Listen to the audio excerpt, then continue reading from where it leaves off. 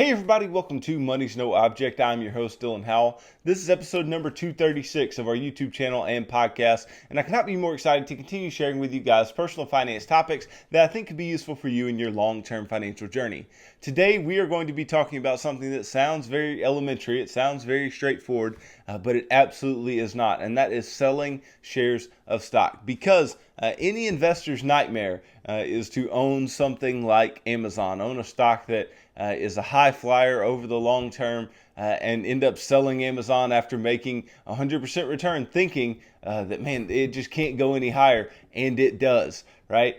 So selling a stock is a tricky business, and so I want to help you to walk through those waters, because it is something that, especially if you're new to buying individual stocks, making that decision of when to sell can be very affirming, but it can also be something that continues to haunt you for a long time into the future. So we're going to learn all about selling stocks, exactly what you should be looking for, and under what circumstances you should decide to sell shares of stock. Before we get started, though, if you could go down below, hit the big red subscribe button, like this video, leave me any feedback in the comments down below, and I'll be sure to respond to anything you leave down there. If you're listening on Apple or Spotify podcasts, be sure to subscribe and leave me a review on either one of those platforms. Follow me on social media at MNO with Dylan, and that's really good supplemental materials to all the things that I'm putting out in these long form episodes on YouTube and the podcast every single day.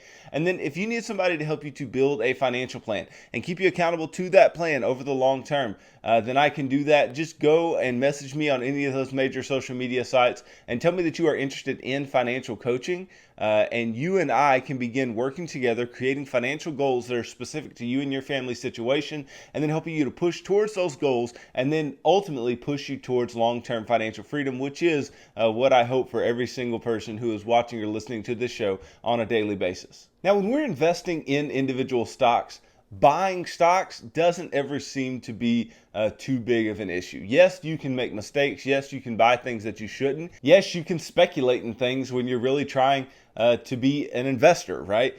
So you can make mistakes and you can do some of the wrong things when it comes to purchasing shares of stock. But determining what to purchase is not all that hard, right? You look at a company's past record of, providing revenues and cash flows and earnings to their investors, and you just make some decisions, right? You make some decisions based on their financial health. How much debt do they have? How costly is it for the firm to service the debt that they do have?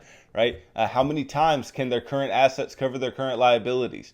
Right? Are they a liquid firm, a solvent firm? Right? Are they making big headways as far as growth goes in any type of growth category? Right? And we talk about all these things when we are going to purchase a stock. And you can make some pretty good determinations and purchase things that will go up in value over the long term, that are good quality businesses, that are good quality stocks to own.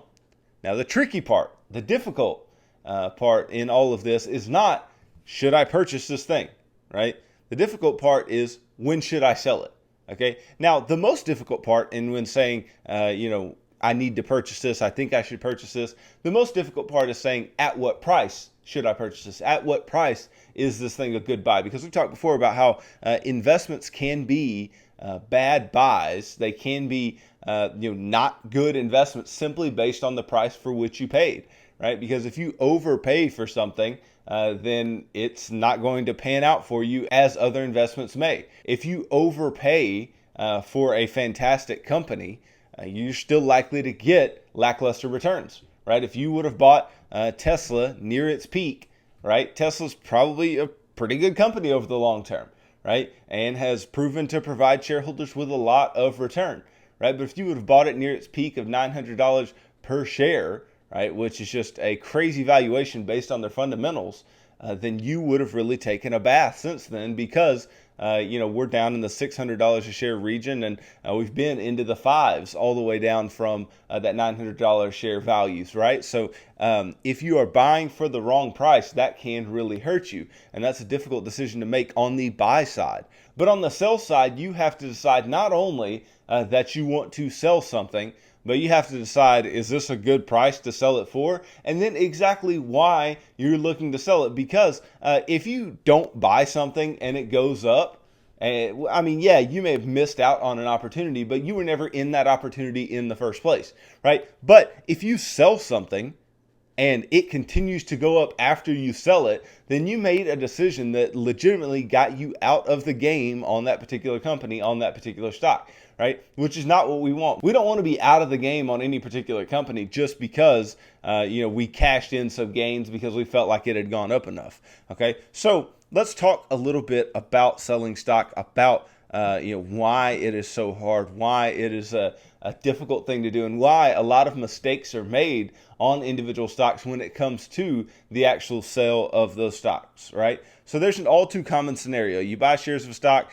at 25 with the intention of selling it if it reaches 30, right? The stock hits 30 and you decide to hold out for a couple more gains. The stock reaches 32 and greed overcomes rationality. Suddenly the stock price drops back to 29. You tell yourself to just wait until it hits 30 again. This never happens. You finally succumb to the frustration and sell at a loss when it hits 23. In this scenario, it could be said that greed and emotion have overcome rational judgment. The loss was $2 a share, but you actually might have made a profit of $7 when the stock hit its high. These paper losses might be better ignored than agonized over, but the real question is the investor's reason for selling or not selling. Now, when you have these types of scenarios that unfold, there are many reasons that somebody might sell for a loss here. This is not just a matter of, hey, you missed out on your price target. That's not necessarily what's going on. A lot of this comes from short-termism, right? It comes from thinking in a short-term way, not thinking over the long term and what may occur over the long term, and that I'm going to hold this particular stock, this particular company for a long period of time. There's a reason that Warren Buffett says that his favorite holding period is forever, because the longer that you can hold a stock, the less volatility you are going to have to deal with, right? The less that volatility is going to impact your returns, and you're going to get some of your best returns over the long term. Peter Lynch talks about how some of his biggest 10 baggers, right? And 10 baggers are companies that he purchased and the stock price multiplied by 10 over the time that he owned it. Some of his best 10 baggers were those that he bought and took several years to actually play out. Right? They didn't just play out over a short-term period of time, right? And if you expect something to play out over a short period of time and you're just trying to make a $5 a share increase on a $25 share purchase, right, then you're going to miss the boat more often than somebody who is willing to hold shares of stock for a long period of time and is willing to have a long-term time horizon, right? This can be a huge problem. And then if you don't know what you own, right? If you don't understand the company, if you don't understand the valuation behind what is going on with this particular company, right? You're going to be far more likely to sell if the stock were to drop than if, it had dropped and you actually knew what was going on. Because if something drops and you know what's going on and you like the company still, well, now it's just on sale and it's more likely that you'll either just hold or buy more. Okay, but if you don't know what's going on, if you're unsure as to exactly how this investment is going to play out, and you don't know much about the company and you don't know the fundamentals,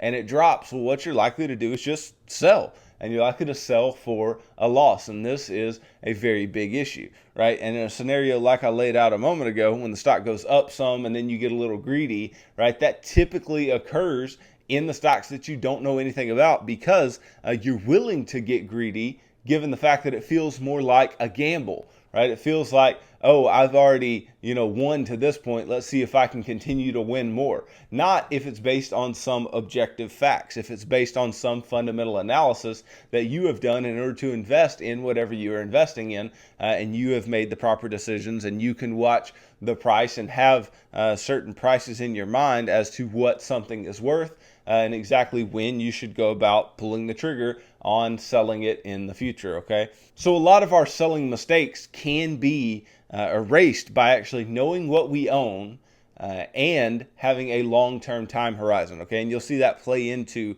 each of the following issues that I'm going to talk about here in a moment, okay? So there are really three reasons that you would sell a stock. There's three reasons that you really should, okay? So you would first sell a stock when buying was a mistake or the story about that stock has changed, okay? Because buying being a mistake in the first place means that you purchased something that you shouldn't have purchased, okay? But the story changing and then you still holding on to it means that in essence you decided to buy, right? Because if you hold something, you're deciding to buy it all over again, whatever next day or next week or whatever, right? So if you're still holding something that the story has changed on, where buying would be a mistake at that point, right? And the story has changed, then that can be a problem as well. But that is a moment where we might go about selling a stock. Then you might also sell a stock when the price rises dramatically. Okay, and then you may also sell a stock for its valuation. So let's dig into each one of these and see exactly under what circumstances we would go about selling shares of stock. So presumably you've put some research into a stock before you bought it, right? That is really the first thing. When you're going to purchase a stock, you need to do your research. You need to know what the valuation is, what is a adequate price, if this company has good growth prospects over the long term. And you should just know some things. You should know what business they're in. You should know how they make their revenues. You should know all of these things, okay? Now, you may later conclude that you've made an analytical error and you realize that the business is not a suitable investment, right? And this is why I say the story may change, okay? But the story may also not change and you just looked over something that you shouldn't have looked over in the first place, okay? So you should absolutely sell a stock, even if it means incurring a loss, if you purchased it on a mistake, okay? Because if you purchase something that was a mistake to purchase in the first place and you allow it to go up over some period of time, okay, and then you see that it's been going up and you're like, hey, well, I'm just going to keep, riding this train, like in that scenario earlier. You're just going to keep riding it and see if you can make some more money, even if the purchase was a mistake, then you're not likely to sell until you actually incur some loss, right? Or you erase most of your gains, which is not what we want, right? If you make any gains on something that was a mistake, cash those in and put your money into something that's not going to be a mistake decision, okay? So you need to sell that stock. The key to successful investing is to rely on your data and analysis instead of Mr. Market's emotional mood swings. Like I've said before about Mr. Market, that comes from The Intelligent Investor. Ben Graham talks about Mr. Market and how Mr. Market comes out every day and Mr. Market gives you some price for whatever asset you own. And that price may be a price that is a legitimate price that makes a lot of sense. And it may also be a price that makes no sense whatsoever for whatever you own. Sometimes it's overvaluing, sometimes it's undervaluing whatever asset you actually own. Okay, so we can't just listen to Mr. Market. If your analysis was flawed, then you can sell the stock and move on, right? But we don't want to care too much about what Mr. Market is saying. We want to pay more attention to our analysis, to the data, because people can get way too caught up in the price action of a stock, even though technical analysis is something that can be paired well. And technical analysis has a lot to do with the price and the momentum and all these moving averages and all these different things, right? And all these different indicators of, a stock's chart, whatever. That can be paired well with fundamental analysis, but using it just on its own can get you into a lot of trouble, okay? Now, the stock might go up after you sell, which causes you to second guess yourself, okay? It's also possible that a 10% loss on that investment could turn out to be the smartest investment move you ever made, right? Because you could make a big bet on something and really overlook some material weakness in whatever investment it may be. Think about if you were someone who had invested in Enron in the early 2000s, right, and thought that it was a legitimate company and that they were doing things in a moral, ethical way, right? And then you find out that things happened in the way they did and you lost so much of your money because of that, right? Taking a 10% loss on an Enron could have been the best investment decision that you made because you figured out your mistake in a timely manner. That's why research is not just done at the buy, right? You shouldn't just do your research and then when you go and purchase whatever stock it is, be done with your research. No, you need to be consistently keeping up with the company because again, like I said earlier, if you own a particular company, a particular stock, then you're making the decision every single day that you would buy it again that day instead of selling it and purchasing something else, okay? So, of course, not all analytical mistakes are equal. If a business fails to meet short-term earnings forecasts and a stock goes down, don't overreact and immediately sell, right? Assuming that the soundness of the business is still intact, right? Because so often it happens that the earnings don't meet Wall Street estimates or don't beat Wall Street estimates. Well, we have to remember that Wall Street estimates are already saying that you need to be growing at a certain clip to speak to the valuation that the company already has in the market. Okay, so don't freak out if that just doesn't pan out perfectly. Okay, if you are a long-term holder of a stock, if you believe in what the company is doing over the long term and they just miss estimates in the short term, then that's okay. Okay, but you have to make sure that all business fundamentals are still in place. Okay, but if you see the company losing market share to competitors, it could be a sign of a real long-term weakness in the company, right? And if they have competitors that are extremely strong and that are really pushing them out of certain areas, and that's why they are missing on earnings or missing on revenues, then that may be a reason that you actually need to pull the trigger and go ahead and sell the stock, because it would be a mistake to hold it any longer. Okay, so if you purchased it on a mistake or the story has changed materially, right, you need to sell the stock. Now, you also should sell the stock when the price rises dramatically.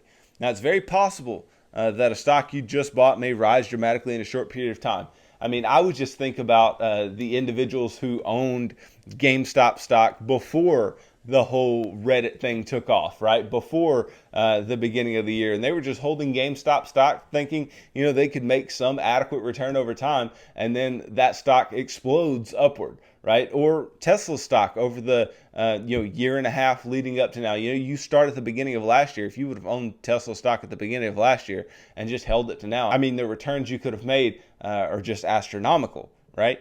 But when a stock rises dramatically like that in a short period of time, you may need to take some profits off the table, okay? Many of the best investors are the most humble investors.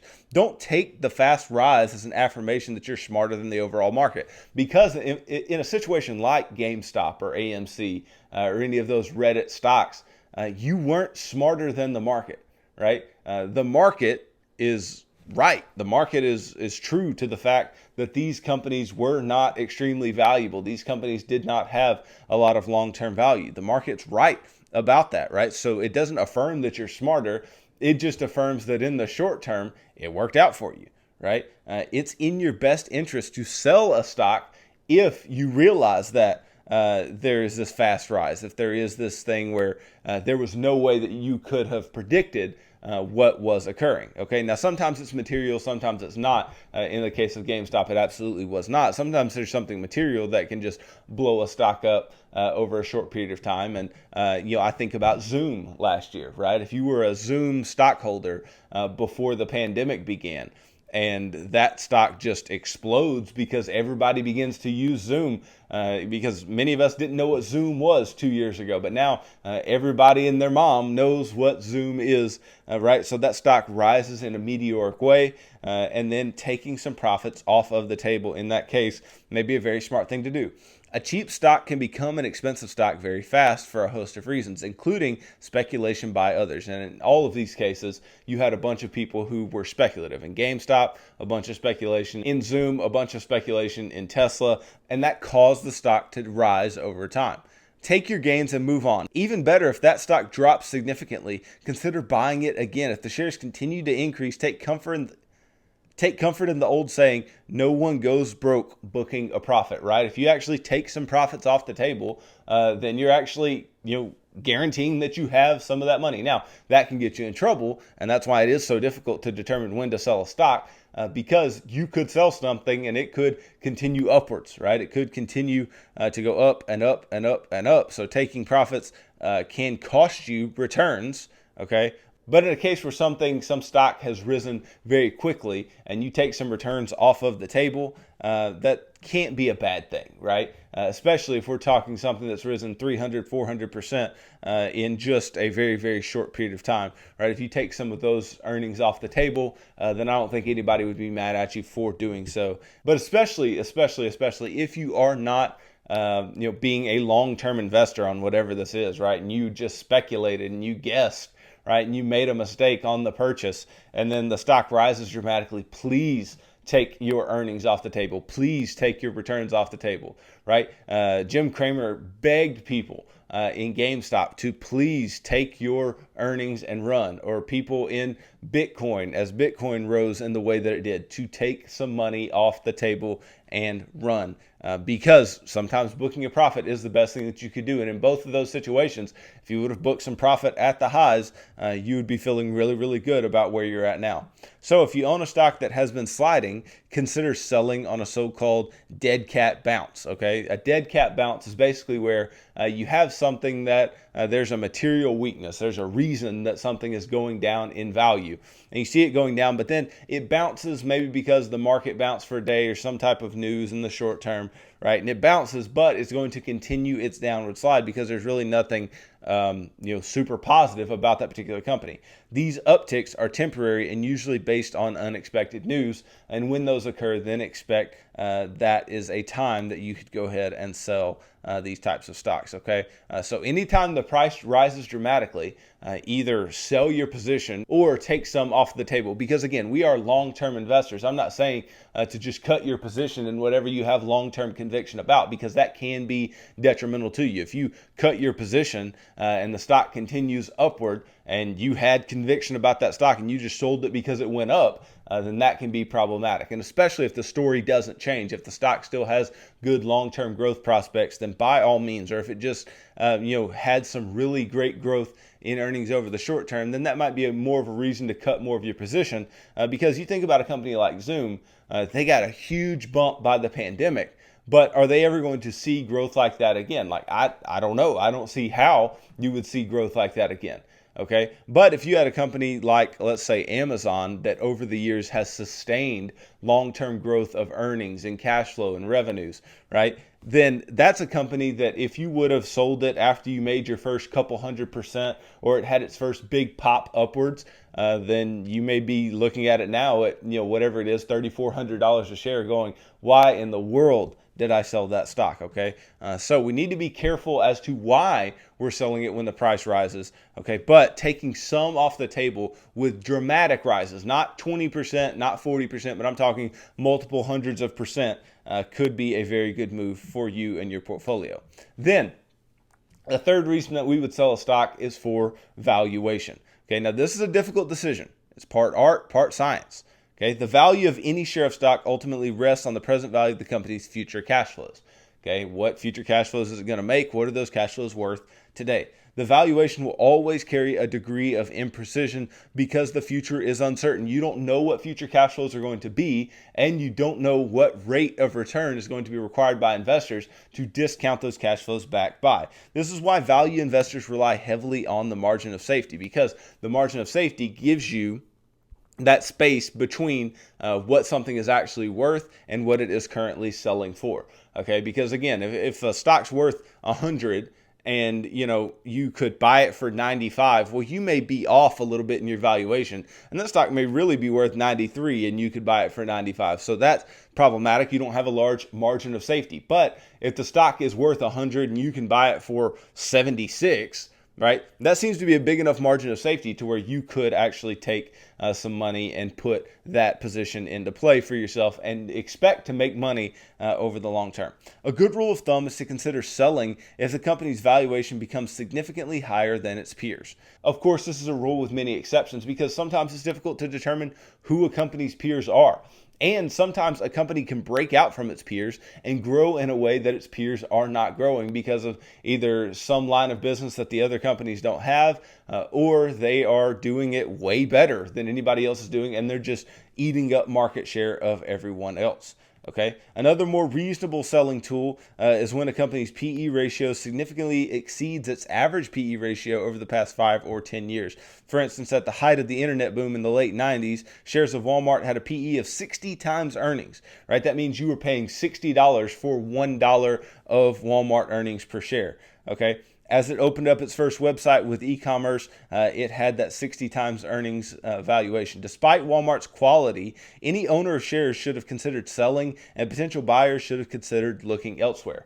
Okay, because valuation although it may not seem like it at times, right? Because money's so cheap in the market and anybody can just drive prices upward, right? Valuation still matters. Valuation is still important because if a company historically has been worth a certain number of dollars per $1 of earnings, right? And it's selling for double that or triple that or quadruple that, right? Then you may look at that company and go, why is this valuation even in play? Why are we valuing a company like this? Now, this is especially a good reason not to purchase a stock. Okay, but this kind of plays with the second reason to sell a stock, right? The dramatic rise in price. It plays along with that by, we need to look at the valuation. We need to look at what the stock is worth, the company is worth relative to its earnings or its revenues or its cash flows or its book value or whatever, and really see if this plays along with what they have been historically. Because companies can change and their valuations can change along with them, right? And what's normal in a valuation can also change with them. But you should have known for a company like Walmart back in the late 90s that a 60 times earnings valuation was just going to be a crazy valuation to sustain over the long term, and they haven't sustained it, okay? So we just have to be careful when it comes to valuation, when it comes to how a stock is priced relative to its fundamentals.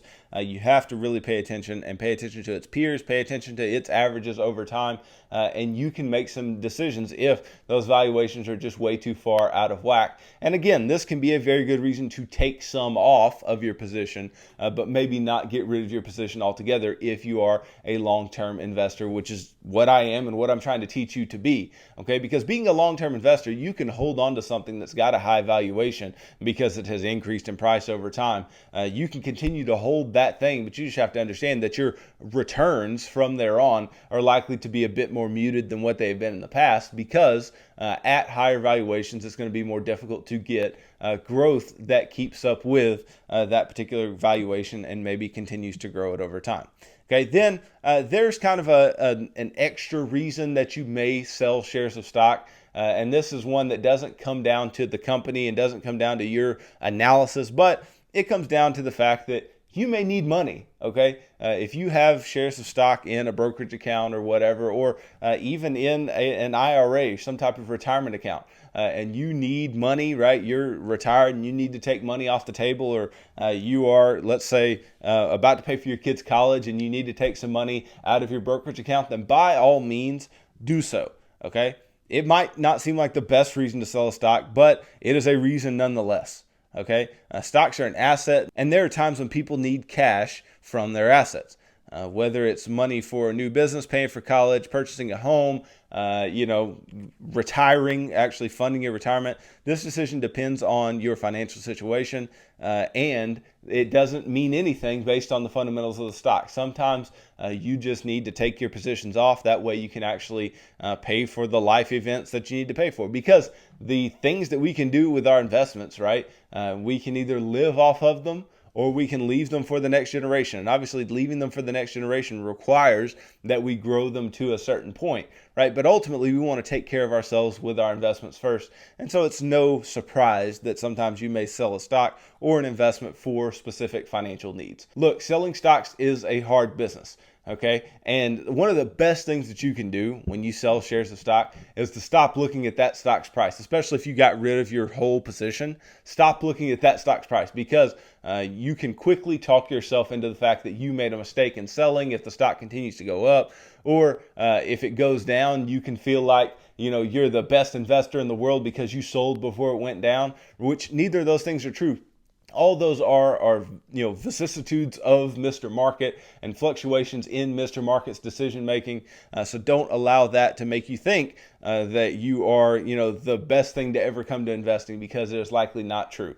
Okay, just pay attention to what's going on within a company. Do your research, do your analysis, understand the fundamentals, understand the valuation, understand what the price does over the short term, right? And make sure that if you make mistakes, that you can cut bait. And actually get yourself into a position where you can invest in things that you understand, invest in things that you know, and have a long-term time horizon in order to have those investments play out for you and grow over the long term. And if the story doesn't change, by all means, keep the position, okay? But that doesn't mean that your position can't grow or decrease based on valuation and price over time. So thanks for watching this video. If you could go down below, hit the big red subscribe button, like this video, leave me any feedback in the comments down below, and I'll be sure to respond to anything you leave down there. If you're listening on Apple or Spotify podcasts, be sure to subscribe and leave me a review on either one of those platforms. Follow me on social media at MNO with Dylan, and that's really good supplemental materials to all the things that I'm putting out in these long form episodes on YouTube and the podcast every single day. And then if you need somebody to help you to stay accountable to a financial plan and build one that works for you, then I can do that. Just DM me on any of the major social media sites and tell me that you are interested in financial coaching sessions, and we can begin working together, building financial goals that would work best for you, and then ultimately pushing you towards long-term financial freedom, which is what I hope for everybody who watches or listens to this show every single day. And hopefully I can help you to get on the right financial track, get you out of debt, help you to build up some emergency savings, and ultimately save for retirement and build wealth over the long term. So tune in tomorrow as I continue talking about personal finance topics that I think could be useful for you in your long-term financial journey. So thanks for watching this episode of Money's No Object. I'm your host, Dylan Howell. God bless.